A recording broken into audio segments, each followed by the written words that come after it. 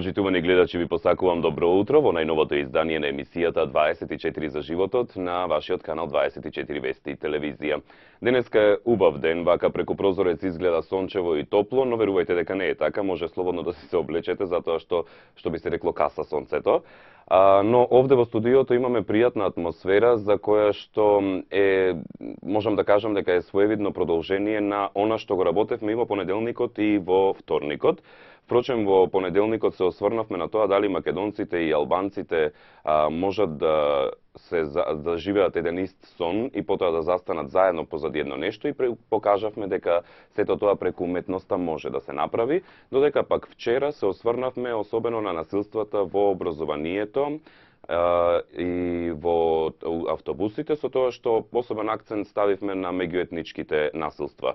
Но, од насилствата кои што се појавуваат во образованието, добивме идеја и со оглед на големата заинтересираност за нашата гостинка вчера, да направиме серијал гостувања на судијката за малолетници во пензија Василка Божиновска, која што два пати во месецот ќе гостува и ќе разговараме на тема малолетниците пред судот, нивната ресоциализација, видовите криминал или престапи кои што се прават за малолетници, кои што ги прават малолетниците и секако многу теми кои што ќе бидат поврзани и ќе имате најави секако за секој нејзино гостување.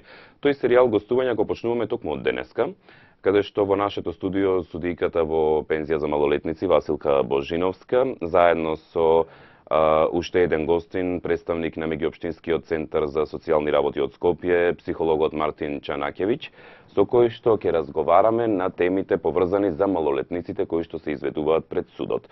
Значи, најпрво ќе го разгледаме законот за малолетничка правда со судијката, потоа ќе пристапиме кон односот од страна на Меѓуопштинскиот центар, за тоа каков однос треба да се има кон децата сведоци, жртви и слично. Она што секако сакам да ви го најавам е дека ќе имаме исто така и дополнително интервју со представник на невладината организација Првата детска амбасада во светот, Меѓаши, каде што ќе се објасни нивниот пристап и нивната помош како заштитници на правата на децата. Суди, ќе почнуваме прво со вас. Добро утро ви посакувам најпрво, бидејќи вчера се видовме и некако веќе ми стана нормално да ве гледам во студиото.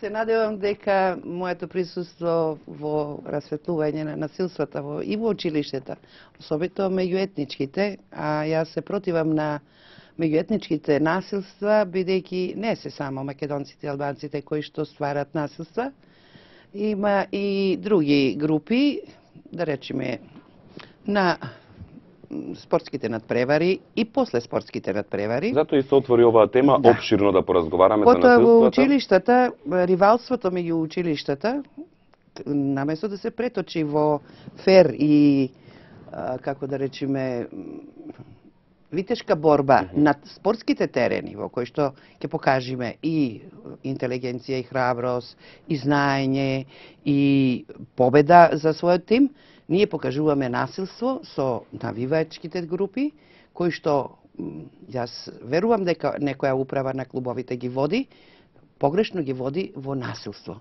Заради тие насилства, потоа доваѓаат во сукоп со законот, нарушување на јавен ред и мир, каде што имаме прекршична постапка за малолетници и за кривични дела, насилство, учество во тепачка во толпа и така натаму, кои што се предвидени во кривичниот закон, а тоа е само грда слика и лош пример и за помалите од нив, а за тоа секако ние пред се во повозрастите имаме голема и удел и вина. Бидејќи тие навивачки групи во сите спортски клубови ги водат возрастни и управи на клубовите. Затоа апелирам да секој пат, кога ќе дојди до надпревар меѓу било кој и големи ривали, навивањето биде соодветно, а не со насилство. И за време на надпреварот, а особито после. Суди, кајде да го разгледаме кратко, за да не ги заморуваме гледачите со закони. Значи, законот за малолетничка правда. Законот за малолетничка правда е донесен, реков и вчера, на 4 јули 2007 година, со задржано действување и примена дури до 2009 година, а подосна се донесе уште едно одлагање, бидејќи не беа створени условите во Република Македонија за негова примена. Не само, можеби условно да речем, во Скопје, туку во внатрешноста на Републиката, каде што нема имаме специализирани судови со проширена надлежност, кои што имаат надлежноста за малолетничка деликвенција, меѓутоа таму нема судии кои што исклучиво работат на малолетнички предмети, освен во Скопје, каде што реков работат двајца колеги судии. Ова од причина што помал е бројот на предметите со оглед и на жителите колку се таму, па поради тоа тие судии работат и кривични предмети или и други предмети и малолетнички, што значи дека малку е подценета работата со малолетните сторители кои што сторат кривични дела, бидејќи малолетник, доколку во системот на малолетничката правда и органите, институциите кои што работат согласно него, не биде опфатен, тогаш останува по моето сознание, само подлабо кој да навлегува во криминал и на крајот останува криминалец за цел век. Законот за малолетничка правда во членот 1 вели дека со овој закон се редуваат постапување со деца во ризик и малолетни сторители на дејствија што со закон се определени како кривични дела и прекршоци, се определуваат условите за примена мерки на помош, грижа за заштита и воспитни алтернативни мерки и за казнување на малолетниците, положбата, улогата и надлежноста на органите што учествуваат во постапување со деца во ризик и малолетни сторители на дејствија што со закон се определени како кривични дела и прекршоци и извршувањето на воспитни алтернативни мерки и казни. Овој закон се редуваат мерки за заштита на малолетникот жртва на кривични дела и мерки за превенција на малолетничко престапништво. Целите се на законот и неговата примена се остварување на приоритетен интерес и заштита на малолетниците од криминал, насилство и на кој било облик на загрозување на нивните слободи и права и нивниот правилен развој, заштита на малолетните сторители на дејствија што со закон се определени како кривични дела од поврат, нивна социализација, воспитување и превоспитување, помош и грижа за малолетниците во постапката пред судот и другите органи на нивните слободи и права загарантирани со Уставот на Република Македонија, Конвенцијата за правата на детето и другите меѓународни договори за положбата на малолетниците во системот на правда, ратификувани согласно со Уставот на Република Македонија. Јас морам да кажам, потребата од донесување на нов закон, бидејќи ние имавме постапка во кривичниот закон, е согласно подпишувањето и нашето пристапување кон Организацијата на Обединетите нации. Конвенцијата за заштита на правата и слободите на детето, која што ние ја прифативме, ја подпишавме, ратификувавме, е преточена во членовите, односно задржината на овој закон за малолетничка правда, така да во регионот, бидејќи сум учесник на низа регионални и меѓународни конференции по однос на малолетничка правда, ние имаме закон за малолетничка правда, Република Бугарија не, Република Албанија не, Косово, Република Србија и Босна и Херцеговина, потоа и Република Српска. Она што нас не обкружува. Примената на овој закон секако дека дава резултати, меѓутоа рековме дека криминалот е во пораст, а сите чинители, целото организирано општество треба да застани на патот на овој малолетнички криминал. Постапката во Законот за малолетничка правда познава две категории на сторители, две категории на кривични дела. Кривични дела кои што се предвидени во Кривичниот закон на Република Македонија и Закон за прекршоците, кои што и затоа имаме деца во ризик кои што вршат прекршоци и сторители на кривични дела кои што доваѓаат пред суд. Токму за тие деца во ризик ќе обрнеме особено внимание во денешната емисија. Токму и затоа ние представникот на Меѓуопштинскиот центар за социјални работи од Скопје, каде што ќе се осврнеме и на некои проекти кои што се работени со првата детска амбасада Меѓаши и кампањата Почитуван суде се плашам. Сега да ви кажам колку институции учествуваат во оваа постапка. Пред се, по законот, за да се примени, следуваше многустепена обука на сите учесници во постапката. Тоа се посебни инспектори за малолетничка деликвенција во МВР, во сите полициски станици, во Скопје и во државата. Потоа, сите центри за социјални работа, односно работници кои што работат во одделот за малолетничка деликвенција, тоа се социолози, психолози, социјални работници. Морам да кажам дека Скопскиот центар има посебен оддел, што не е случај во другите центри во државата. Дали тоа е затоа што нема потреба да се направи не, таков оддел? Не, има потреба, но... Или се нема средства? Се нема средства, а мислам дека, реков на почетокот, дека е подценета малолетничката правда, односно постапката спрема малолетни сторители, во однос на поголемите, повозрасните, да речем, полнолетни сторители, и мора да се обрати внимание, причините се знае кои се. Повратот е многу чест кај овие малолетници, и ако навреме не интервенираме, тогаш е страшно. Дали тоа значи дека законот за малолетничка правда го имаме донесено само затоа што така бара Европската унија од нас, а при тоа не сме му оддаваме, не му оддаваме толку значење? Ние имавме и пред тоа постапка за малолетници.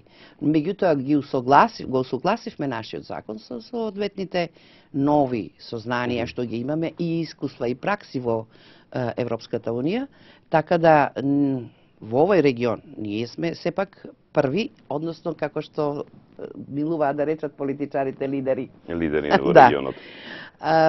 Освен обуката на ние МВР формираше и оделение посебно за превенција од малолетничка деликвенција.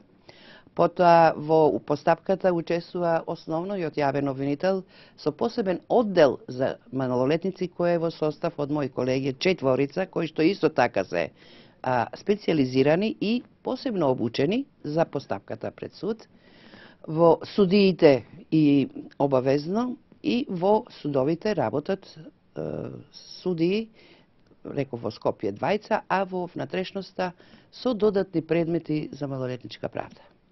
Казните кои што постапката почнува со пријавување при МВР, да речеме, дали во Скопје. Ајде пред да го започнеме процесот, бидејќи има одредени степени, малце поразличен пристапот кон малолетните престапници, неголи кон полнолетните.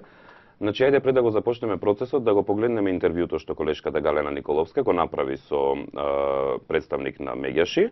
Исто тоа што потоа со господинот Чанакевиќ ќе ги скоментираме нивните мерки по однос на тоа дали соработувате со Меѓаши и слично. Следува интервјуто на Галена Николовска со представник на Меѓаши. Каков е вашиот став во врска со законот за малолетничка правда? Има ли некои недостатоци? Во однос на законот за малолетничка правда, оно што го смитаме како недостаток е тоа што децата, значи малолетните лица се изнесуваат пред суд 2, 3 или повеќе пати во зависност од тоа колку налага самата постапка, значи колку има потреба да се изнесат пред суд, а тоа представува голем притисок и травматизирање на децата, затоа што нели сепак станува збор за малолетни лица кои што и не сваќаат суштината на изнесување пред суд и не ги сваќаат работите како што ги сваќаме ние возрастните. Значи ние сметаме дека е потребно во секој суд да постои определена скрин соба која што ќе биде значи соодветно опремена за работа со малолетни лица, во која што малолетникот ќе може во пријатна атмосфера да даде изјава, информации во врска со кривичното дело, значи кое што е сторено, и во однос на тоа, значи со него да работи стручен тим, да се даде изјавата, да биде изјавата снимена и тоа да биде доволен доказ во текот на целата постапка. Значи ние се залагаме малолетникот да не биде повикуван 2, 3 или повеќе пати како што стои во законот за малолетничка правда, значи колку што ќе биде потребно, туку тоа да се врши само еднаш, малолетникот да ја даде својата изјава, таа да биде снимена и потоа да се користи во текот на постапката онолку пати колку што ќе биде потребно. Значи секое семејство кое што нема доволно материјални и финансиски средства за да се дозволи застапник на суд, односно адвокат, значи според овој закон за бесплатна правна помош со исполнување на определени услови кои што ги предвидува законот, значи секој може да се дозволи бесплатен правен застапник кој што секако го финансира државата. Каков е пристапот кон малолетниците кои се изнесуваат на суд? Мислам и на децата сведоци, и на жртвите, па и на оние кои се обвинети или осудени. Значи сметаме дека ваквиот начин на земање на изјава од малолетни лица е многу значаен и со оглед на тоа што понекогаш, како што знаеме, малолетните лица се јавуваат како жртви на семејно насилство, на сексуална злоупотреба или пак на родосквернавање. Во тие случаи ние се залагаме особено за примена на ваквиот метод, значи издавање само на една изјава, и исто така она што е многу важно, во никој случај малолетникот не би требало да биде соочен со осомничениот, значи да нема директен контакт никаков, затоа што доволно е тоа што може би, значи претходно имале контакт, малолетникот е истравматизиран. Значи исто така сметаме дека е многу битно да постои, значи со малолетниците да работат судии кои што се сензибилизирани за работа со малолетници и кои што добро ги сваќаат малолетниците, нивните потреби, нивната состојба, кои што можат да разговараат, да постои пријатна атмосфера во разговорот со судијата и малолетното лице, за тоа да не се почувствува чудно, затоа што не се секојдневно за малолетникот да се појавува пред суд и да го гледа судијата во тогата, значи во неговата форма, условно кажано. Значи потребно е да постојат сензибилизирани судии кои што знаат како да се однесуваат, како да постапуваат со малолетникот и значи истовремено да ги добијат потребните информации кои што ќе помогнат во расветлување на случајот, а исто така и значи детето да не се чувствува дека е под притисок или пак да се травматизира и понатаму тоа да му остане за цел живот. И исто така, она што би било многу добро е доколку постои посебен суд за малолетници во кој што ќе бидат во кој што ќе се решаваат предмети, односно предмети кои се однесуваат на кривични дела во кои што се вклучени малолетни лица. Вие како прва детска амбасада стоите зад проектот, односно книгата Одам на суд. Ке може ли нешто повеќе околу тој проект? Така, значи, првата детска амбасада во светот Мегеши, така, е вклучена во проект со кој што, значи, тоа е книгата, издавање на книга Одам на суд. Оваа книга е намената за сите оние деца на возраст од 5 до 11 години, кои што доаѓаат во ситуација да даваат изјава, било како сведоци, значи, како што напоменав, било како жртви и слично, во кривичните судови. И, значи, мощно е, убаво и сликовито би рекла, е објаснето, значи го доближува едноставно судот поблиску до децата, за тие да не го замислуваат судот како нешто страшно, како некоја страшна институција или пак судиите да сметаат дека се некои лоши и страшни луѓе, значи напротив, низ сликички со мощни едноставни реченици убаво е објаснето каква е улогата на судот, дека судот и судиите се тука за да му помогнат првенствено на детето, да ги заштитат неговите права и дека ништо лошо не може да му се случи на детето посетувајќи го судот или давајќи ја изјавата. Почитувани гледачи, еве назад во студиото за оние што допрва се вклучуваат или можеби сега станале од спиење, да ви кажеме дека ја разработуваме темата малолетниците пред судот, со тоа што се осврнавме кратко на Законот за малолетничка правда и сега ќе се осврнеме конкретно на примерите за жртвите, сведоците и престапниците од малолетна возраст.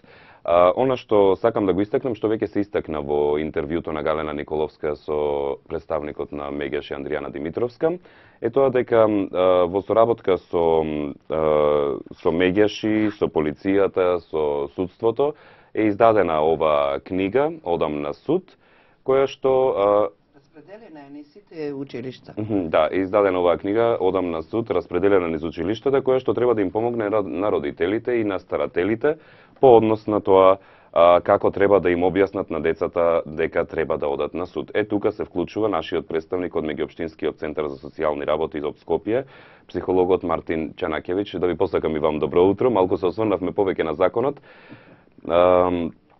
Кажете ми, имавте коментар по однос на интервјуто? Да. Значи би сакал да се надоврзам и би дал еден мал коментар во однос на интервјуто што е со представникот Мегеши, дека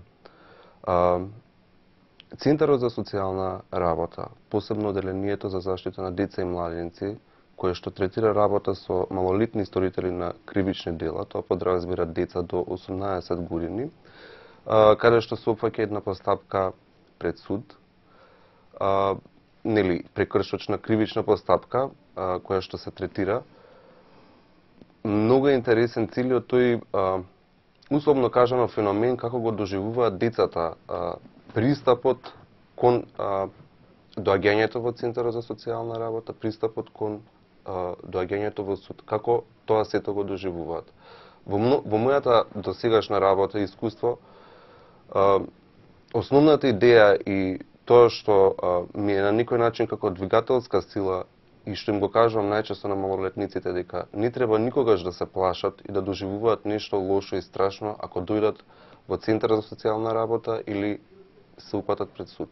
Освен превентивната работа што ја имаме ние како Центар за социјална работа и судот во една координација, најчесто значи да им се укаже на децата за тоа што го направиле, како го направиле, но и да сносат соодветна одговорност за тоа и да не дојде до повторно јавување на една таква појава. Се случуваат, значи, верувам дека имате многу бариери со децата кои што мора да ги надминете. Да. И верувам дека имате различен пристап со оглед на тоа дека можеби, еве судиката може и нема да се сложи со мене, но децата ги гледаат судиите, судот како нешто што е многу страшно, бидејќи во нашата држава многу погрешно децата се учат на овие работи како да се баук. Значи, немој да правиш лошо, ти ќе ти го викнам чичко полицаец, што во принцип чичко полицаец не е во ред да биде лошата личност во приказната, што автоматски чичко полицаец се врзува со судиите, па судиката, да речем, или судијата е врвот на баукот.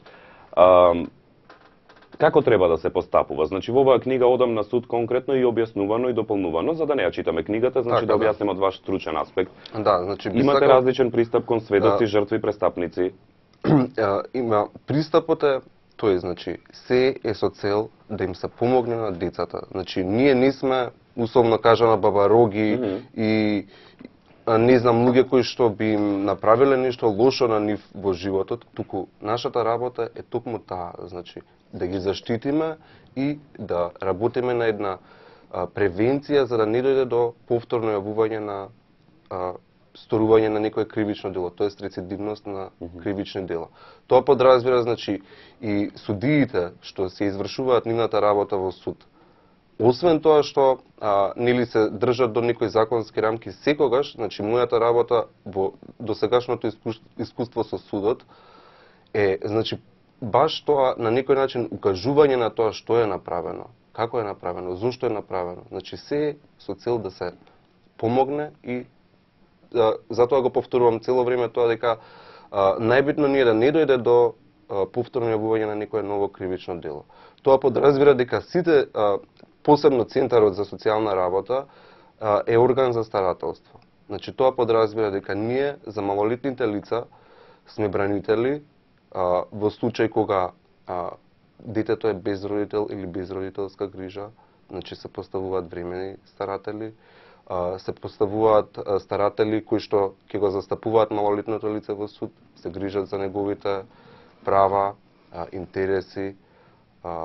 Значи, сето тоа е на некој начин дел од нашата работа, која што е опфатена преку овие постапки. Тоа подразбира дека има еден интерсекторски период, значи, кој што е доволно јак и се појачува цело време, значи помеѓу институциите од МВР, обвинителство, суд, тоа подразбира, значи соработка на Центарот со МВР, обвинителство и суд, но и со невладиниот сектор и со локалната самоуправа, која што е многу битна за да нема јавување на нови сторители на кривични дела, да нема зголемена појава на девијантни кривични дела, која што, ако ја разгледаме од еден социолошки аспект, еве и судиката во незиното досегашно работно искуство што го имала, може да направи една многу добра паралела какви биле порано кривичните дела и какви биле кривичните дела сега и какви се.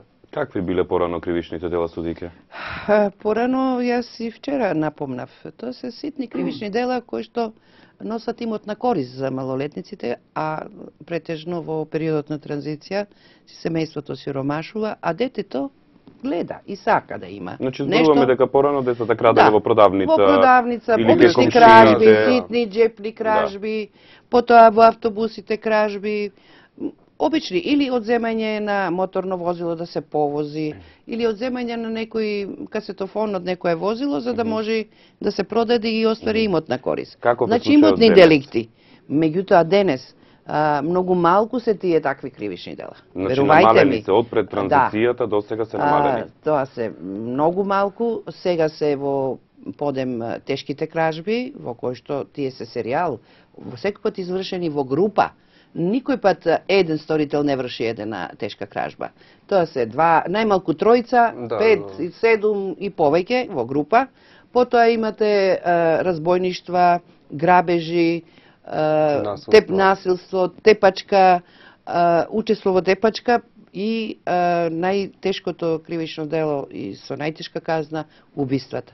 Тоа е за жал. Зачестени ли се убиствата во денешното време? Како не се зачестени? Ние сме работеле во овие последни 5 години, па бога ми многу често на убиства или обиди за убиства.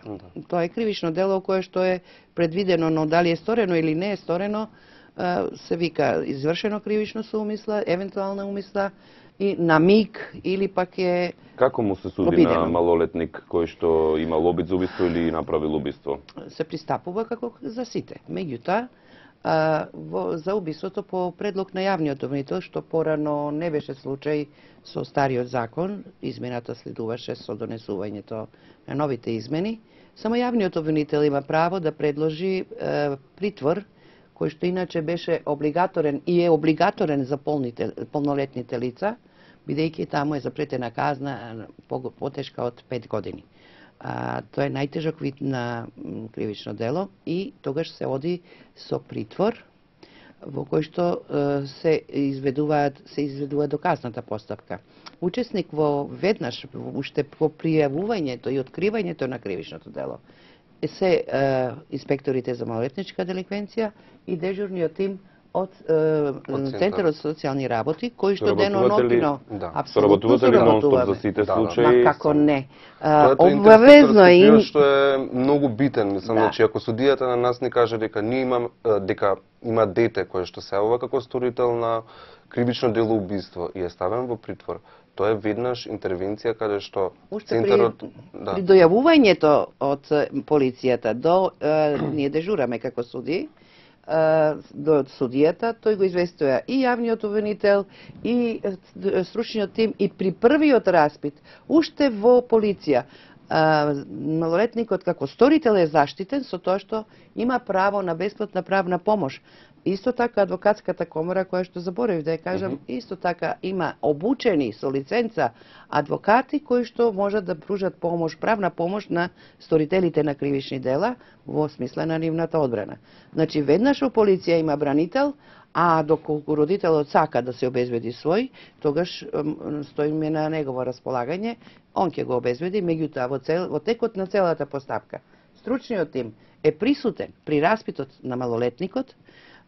Потоа, ако е потребно, дефектолог, со оглед на говорните мани или друга, со лица во пречки, потоа преведувач, доколку станува збор за друг јазик, за друг јазик, кој што не е во службена употреба во судот, потоа педагог во зависност од возраста, но и во зависност од стореното или обиденото кривично дело и последиците по младата личност, жртвата, присуствува пособито психијатар или психолог.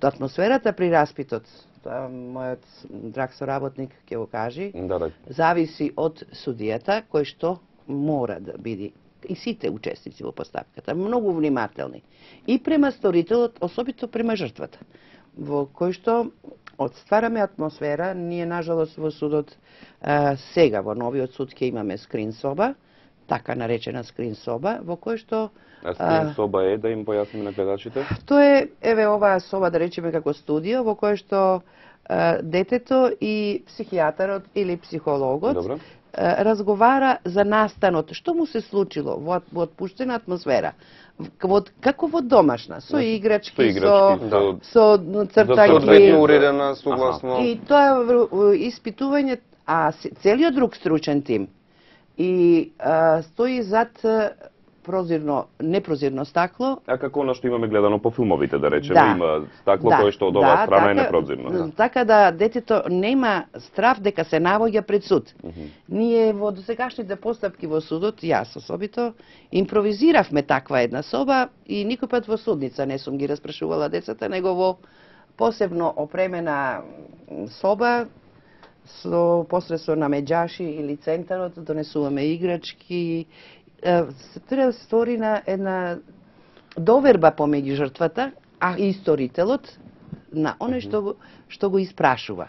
Ајде за да да се утврдиме префрлиме на вистината. атмосферата, да, бидејќи уште малку ќе ни дојде и времето за реклами, ајде да се префрлиме на атмосферата, значи она што вашиот аспект на соработка кон судовите, кон Значи, тоа што го кажа и судиката, постојат такви специјални скрин соби, веќе и во нашиот центар за социјална работа, каде што тие се соодветно уредени како би им се пружило на децата една пријатна атмосфера и би можеле, да речеме, преку плей терапија, ако се работи за помала возраст на дете, или преку начин на цртање, да се дојде до некаква информација за тоа што е сторено, како е сторено или зошто е сторено. Значи, многу е битно да се внимава на пристапот како се работи со детето. Значи, детето со самото сторување на кривичното дело, освен што оштетило туѓо лице, се оштетува и самото себе. Реагира ли тоа на детето? Затоа што одредени деца можеби не го разбираат степенот на,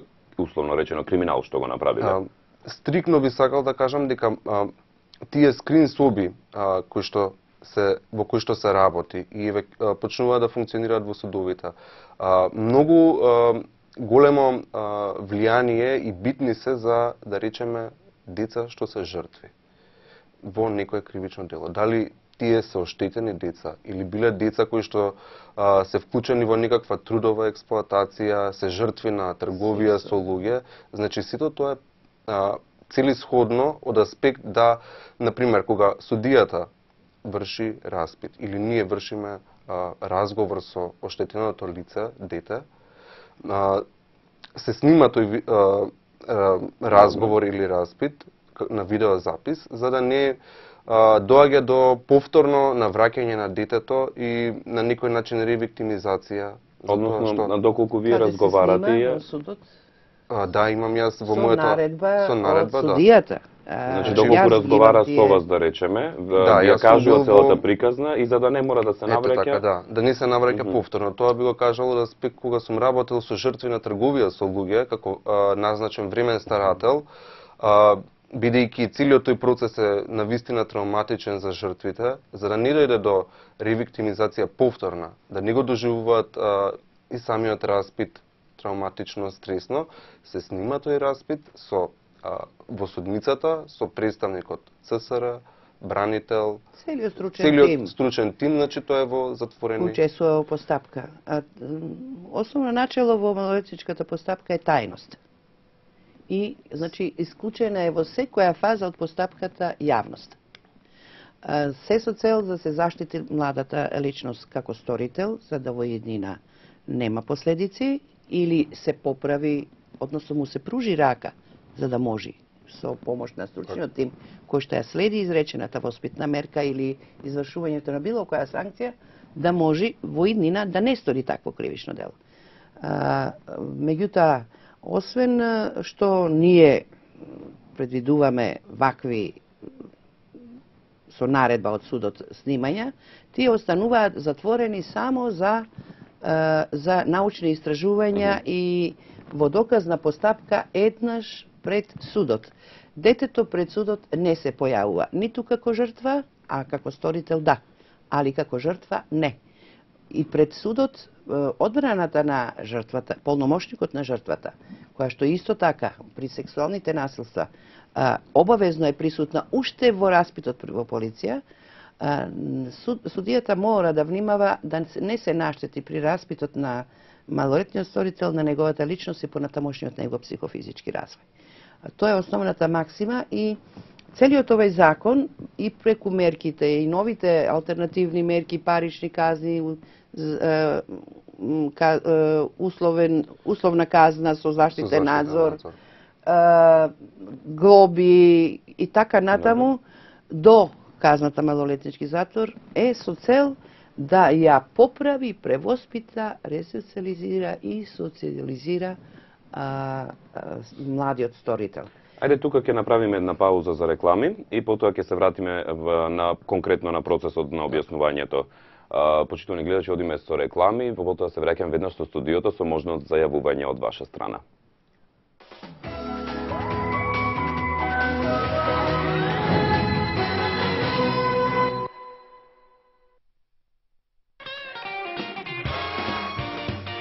Гледајте одличен избор на ТВ канали: Спорт Клуб, Спорт Клуб Плюс, Синестар, Синестар Екшн и Трилер, AXN, Entertainment, Sci-Fi, без доплата. Уживајте во најбрзиот интернет. Изборувајте бесплатно во мрежата на Телекабел. Среќни новогодишни и божични празници со Телекабел.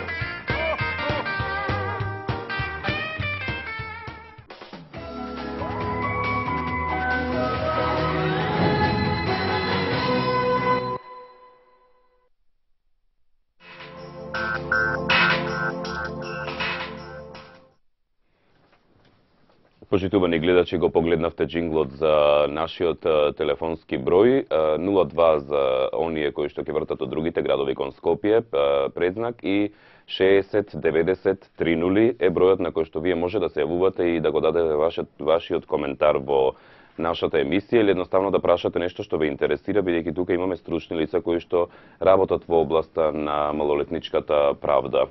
Во нашето студио се судиката во пензија за малолетници Василка Божиновска, како и психологот од Меѓуопштинскиот центар за социјални работи од Скопје Мартин Чанакевиќ.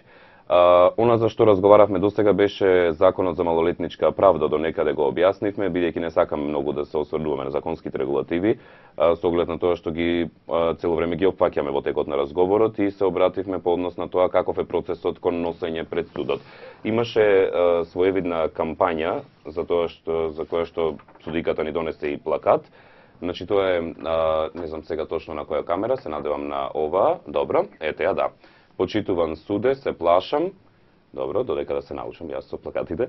Почитуван суде, се плашам. Горе ја гледаме судиката, а долу го гледаме детето. Мартин, кажете ми, значи, зборуваме конкретно сега за жртвите кои што се носат пред судот како сведоци своевидни за она што сакавме да се навратиме. Почитуван суде, се плашам. Каков е пристапот? Како со жртвата се однесувате, потоа судиката ќе ни објасни во судот на кој принцип се работи со самите жртви. Така, значи, во оделението за заштита на деца и младенци, како што кажав, постапуваме со малолетни сторители на кривични дела. Кога се работи за жртви кои што се во некое сторено кривично дело, многу е битно на тоа што го напоменав да не им се јави повторно процесот на ревиктимизација. Значи да не се доведуваат константно во една таква положба каде што малолетните лица ќе се чувствуваат цело време жртви. Затоа ние сме во својство на нивни старатели, тоа што го напоменавме дека ако децата немаат родител или се без родителска грижа, Центарот за социјална работа е органот за старателство, кој што се грижи за тие деца. Тоа опфаќа што? Значи, да се бранат нивните права и интереси. Да се внимава на прашањата кои што се поставуваат, значи да не биде детето повторно доведено во еден таков процес на стрес, криза и травма. Значи, во тој процес е многу битно да детето остане, условно кажано, здраво. Значи да нема навраќање.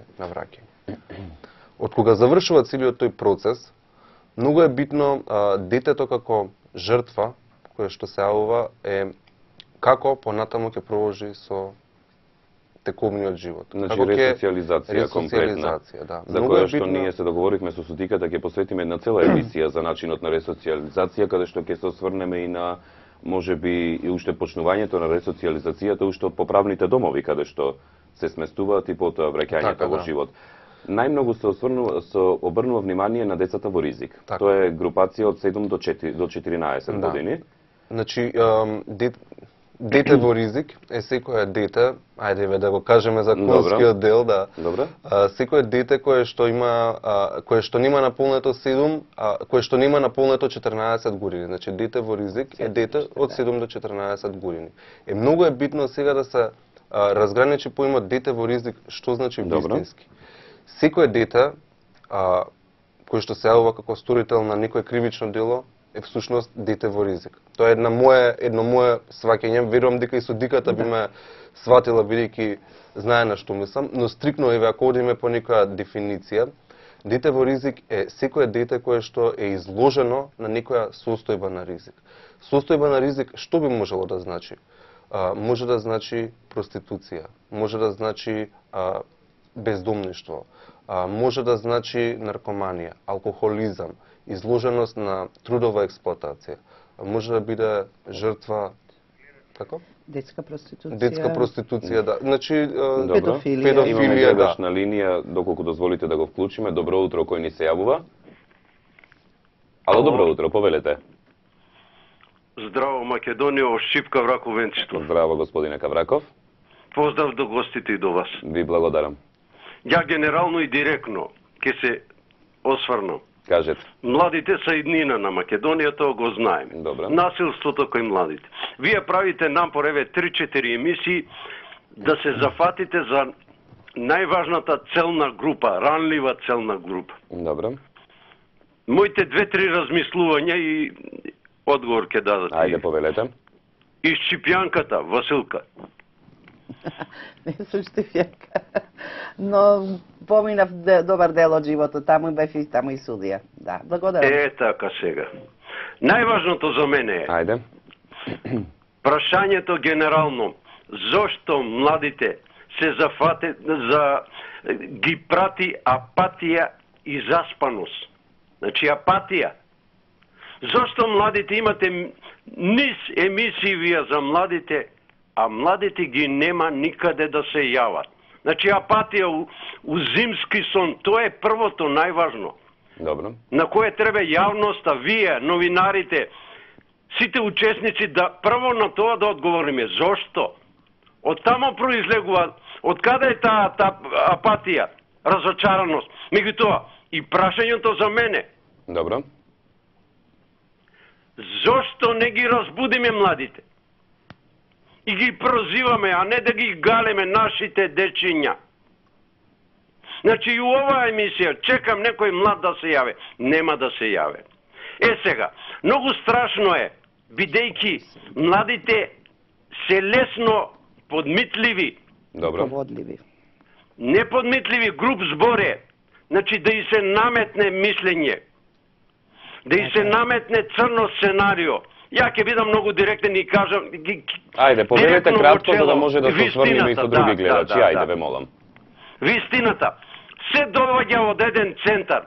Сите овие насилства во сите сфери, поготово во училиштата, се професионално изведени од професионалци. Тоест, младите ги прават професионалци, некој ги плаќа. Тука да поставете како медиум, кој е креаторот на црното сценарио да се палат младите, а преку нив да се пале нашата прекрасна Македонија. Добро, ви благодарам господине Кавраков. Пријатно до вас за вашиот коментар и за вашето јавување. Да се вратиме значи на случајот кој што го разговаравме по однос на односот за децата во ризик зборувавме. Кажете ми зошто е земена таа граница рековме дека сите се деца во ризик според она што е практика. Но зошто е земена таа граница од 7 до 14? Дали можеби од 7 години кога веќе личноста ќе се оформи како карактер, дали од тогаш е земена границата затоа што предходните возрасти немаат некои престапни дела кои што имали под 7 години престапници? Има, меѓутоа не е толку голема законот бројка. разликува. Заради тоа што тоа се деца кои што се уште не се созреани во таа смисла за да може да разликува што е добро или зло. Значи има различен Од 7 години пристап кон... веќе тие се опфатени или во претшколскиот образовен процес или веќе по нашиот нов закон за образование, веќе во прво оделение. Значи, имаме надзор над нивното однесување, односно упатување што е тоа, што е добро или лошо и што направиле. Затоа се тие веќе опфатени од 7 до 14, но се кривично неодговорни, а се под заштита, односно надзор на центрите за социјална работа и тимовите кои што работат. Тие имаат своји досиеа, тие работат, пријавени им се нивните девијантни однесувања и во зависност од карактерот на кривичното дело, со нив работи стручниот тим или пак посебно не само целиот тим, само еден задолжен во зависност од личноста на малолетникот. Тоа е по однос на моето кажување, ако има... Така. Кажете, Мартин, потоа да прашам нешто имам. Да, значи, тоа се лица, значи, кои што се во ризик и спрема нив се применуваат соодветни мерки на помош и заштита. Што значи тоа? Мерки на помош и заштита се мерки кои што на некој начин им овозможуваат на децата да им се помогне со низа на соодветни активности кои што опфаќаат вклученост во... Заедно со семејството. Да, заедно со семејството, тоест во семејниот систем, вклучуваат активности на образовно ниво, на воспитно ниво, еве да речеме, не знам, структурирање на некое слободно време, вклучување на активности со... невладени организации. Да, невладени организации. Општо корисна работа. Значи, се со цел, значи, детето дошло, се јавило како сторител на кривично дело, но да не се изведува на суд, да не се поведува кривична постапка, туку да му се даде шанса да се надмине сето тоа со тие мерки на помош и заштита кои што би му возможиле да има еден увид во тоа што е направено заедно со родителите, да им се даде еден сигнал на родителите дека ете, има девијантно однесување кај нивното Да. дете и дека треба да се работуваат за да нивното дете биде она како што они го Кога замислуваат. спомнуваме, бидејќи гледачите кои што не гледаат, можеби некогаш наидуваат во двоумење по однос на некои работи, бидејќи секогаш нели нашето дете си е најдоброто, а Да, не прави да, зло, тоа е најубаво и така натака. Да, Значи но- од синтагмата убав тој на мајка и понатаму произлегуваат многу проблеми. Сега, ајде да објасниме, значи каде би требало родителите да се обратат доколку може би сметаат дека нивното дете има појава на девијантно однесување, значи или дали родител каде треба да го пријави родителот ако си дозволи да го Секој пат во пријави? центрите социјални. Прво да Секој се пат е обрати во тоа центрите, во нели? Центарот за Затоа социјална што работа. би било Значи, ли ние- стресно доколку се обрати прво во полиција, па детето со полиција Ние да... освен што постапуваме по барања Добро. од полиција, обвинителство и суд. Во Центарот за социјална работа доаѓаат и граѓани кои што На тесна пријавуваат. соработка со нив. Значи, да речеме, не знам, комшија увидел дека детето е оставено само, дека родителите не се дома, доаѓа и пријавува кај нас. Или увидел дека има малтретирање, има некаква девијација, дали се работи за кражби, за семено насилство, доаѓа, дрога, да, значи, доаѓа. Проституција, педофилија и така. Училиштата се исто многу Добро. битни кои што ни укажуваат Средините во дека кои што живеат и работат децата, во кои се движат. таа социјална средина Добро. која што има некакво Обкружување. обкружување, да. Сакале и ние, функција. да. Сакале ние или не, американските филмови се холивудските приказни се во принцип секогаш со нас присутни. И по истите може да забележиме, што е и во практиката така во САД, може да се забележи дека нивните закони по однос на децата се многу ригорозни. Значи, дете, родител може да изгуби вака доколку само малку погреши во начинот на однесување, доколку му удри шамар, да речеме, или нешто слично. Дали се кај нас ригорозни така законите, судијќи и од ваш аспект и Знаете, за деца, ако зборуваме за децата во ризик, тоа би можело да го... конкретно за малолетниците зборуваме, малолетниците кои што би биле зборуваме- жртви на некаква... Видите, ако се жртви на насилство, тие се опфатени со пријавувањето на кривичното дело и потоа следува оној систем кој што е предвиден според законот и заради кој што ние сме нели организирана општествена заедница. Добро. Пријавувањето доаѓа во полиција, се сослушува не униформирано лице, а обучен инспектор за работа со малолетничка деликвенција. Потоа се поднесува кривична пријава до јавниот обвинител и јавниот обвинител оценува за понатамошниот тек на постапката. Во истиот момент, кога доаѓа до предметот пријавата, предлог за примена за подготвителна постапка, така се вика истражната постапка во Добро. и термините се усогласени Добро. да не представуваат баук за учесниците во постапката. тогаш веднаш, јас, барем со моето искуство, веднаш го известувам стручниот тим во центарот и тој прави мала студија за личноста, семејството, училиштето и средината што го обкружува, која што придонела или не придонела и кој придонел најповеќе за девијантното однесување на малолетникот, со предлог, со мислење и предлог мерка која што соодветствува на личноста на малолетникот, која што би требало да се изречи за да потоа стручниот тим во надзорот, како и судот во надзорот, кој што се врши на секој 6 месеци со писмен извештај, утврдиме дали мерката дала плод и дали малолетникот се поправил. Подоцна во текот на подготвителната постапка, реков, се учествува целиот тим, жртвите посебно треба да ги со посебно внимание се испитуваат, со посебна атмосфера и верувајте ми, најтешко и за нас, иако сме долгогодишни практичари, луѓе кои што виделе се и се што во својот работен век, за нас е многу тешко распитот на жртвата, затоа што сите ние сме луѓе. Сите ние сме семејни луѓе. Имаме и своји деца. Замислете како би се однесувале кога тоа би се случило на нашето дете. И тогаш, од тој аспект, од тој прв почетна точка, почнува распитот и на стручниот тим, а и на мене како судија. И јавниот обвинител. Меѓутоа, морам да кажам дека државата, иако во првобитниот текст, член 141 и 142, има травматични ситуации во кои што при сексуалните напади, сексуалните кривични дела, полов напад на малолетник што не навршил 14 години.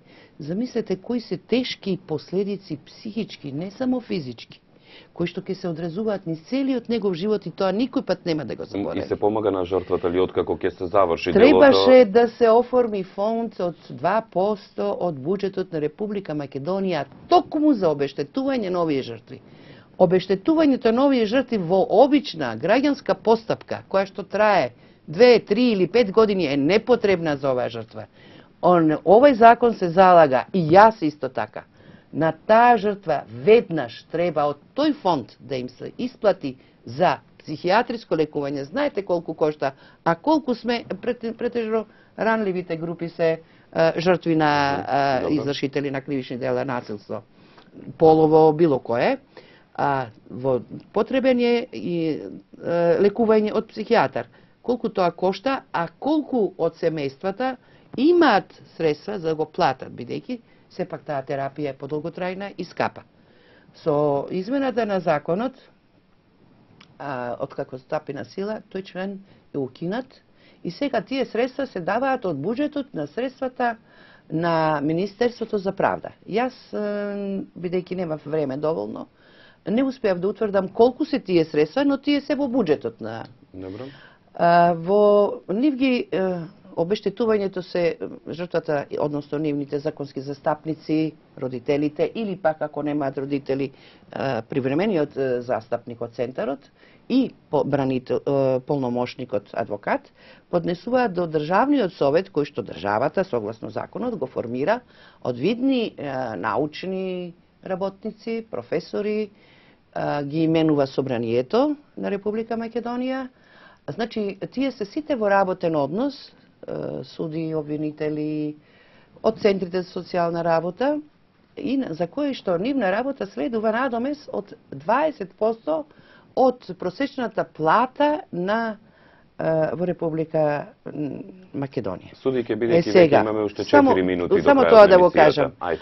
А сега ние не знаеме нити и колку е таа бирократска постапка за да веднаш на детето, веднаш му е потребна не само здравствена, него и психолошки третман, и судот нема доволно средства, но државата ако е организирана. Зошто во Државниот совет прима надомес? Јас сум овдека волонтерски, мојот колега е волонтерски. Ние ја работиме општествено корисната работа во интерес на организираното општество. Нека Државниот совет нема потреба од надомест. нека ја врши совесно и одговорно својата функција. А тие средства кои што се наменети повторно да се вратат и да се формира тој фонд за веднаш обештетување заради санирање на личноста, бидејќи во моментот на траумата, ако не се помогни, остануваат трајни последици по психата и на тамошниот негов живот. Судике ви благодарам. Жал ми е за тоа. Ви благодарам за коментарите и за денешното гостување. Мартин, коментар на последното и завршни зборови по Јас би однос. сакал само во овие Да, минути последни слободно. што остануваат му одговорам и на јавувачот Добро. и да ви одговорам на вашето Добро. прашање. Значи, постојат постапки каде што, како што кажувате во Америка Добро. или во некои други земји каде што се одземаат родителските права, значи за запуштање и малтретирање на малолетно лице. Добро. Значи, има и кај нас, значи тоа постои и функционира. Стрикно, значи, како завршен збор би Добро. сакал да го кажам тоа што го праша јавувачот. Добро. Секое дете кое што се јавува како сторител на кривично дело, треба да биде показател дека нешто во семејството не функционира. Значи, И средината што и го средината што го кај обкружува, да. живее. Значи, доколку кај детето се Значи, јави општеството. проблем, имаме многу Да. кратко време, но нема Да. врска. Значи, доколку кај детето се јави криминално действие, Тоа е некаков девијација, показател дека значи, тоа нешто значи дека од окружувањето и околината, но и семејството како единствена единка во која што детето живее и функционира, значи има некаков проблем. Дали тоа е на брачно-партнерско ниво, дали нарушени семејни односи, релации, сето тоа треба да биде показател дека нешто не функционира и дека родителите треба првенствено самите да се запрашаат што направиле они во ова динамично време, да ги разгледаат сите девијантни појави што се случуваат и да имаат еден увид зошто нивното дете се ова првенствено како За овие работи можат ли и родители да се обраќаат во вашиот можат, центар? да, можат апсолутно да дојдат советодавно, да Си има. се работи со Добро. нив и да прашаат за се што ги интересира. Ви благодарам за гостувањето, судијќи со вас ќе се видиме за 2 недели. Мартин, со вас исто така ќе се видиме можеби за некое следно гостување. Почитувани гледачи, тоа беше емисијата 24 за животот, која што денеска го отпочна серијалот гостување на судиката во пензија за малолетници Василка Божиновска. 2 пати во месецот, во 2 среди, односно, ќе имате можност да го гледате нејзиното присуство и да разговараме за малолетниците. Денеска, она што сакам да ви упатам апел, доколку имате било каков проблем по однос на девијантни појави во вашето семејство или воопшто ако имате било каков проблем по однос на децата и во вашиот брак, за сето тоа да се обраќате во советодавните центри, меѓу кои меѓуопштинскиот центар за социјални работи во сите градови во Македонија. Од мене пријатно, репризата е во 15 часот, се гледаме повторно во 9 часот утре.